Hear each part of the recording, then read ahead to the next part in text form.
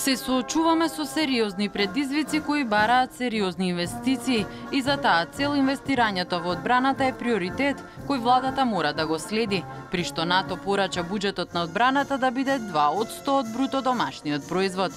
Истакна претставителот Ѓорѓе Иванов на одбележување на годишнината од армијата на Македонија.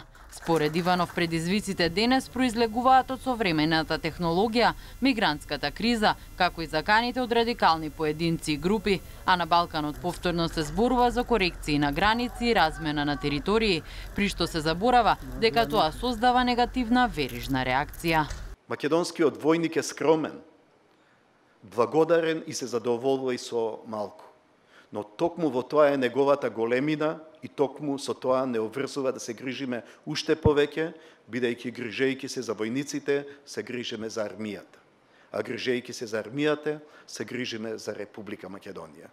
Затоа, како претседател на Република Македонија, постојано инсистирам за зголемување на средствата за армијата.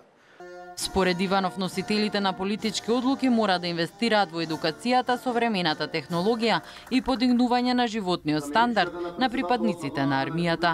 Министерката за одбрана Радмила Шекеринска порача дека после долго време се вратил фокусот во клучните реформи во армијата и се направил голем исчекор кон НАТО. На Република Македонија и требаат резултати, конкретни и видливи.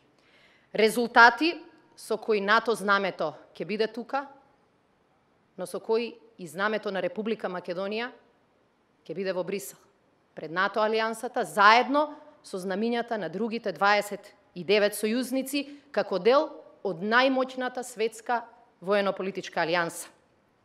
Армијата на Република Македонија во изминатава година беше тивкиот дипломат кој помагаше во добивањето на НАТО поканата.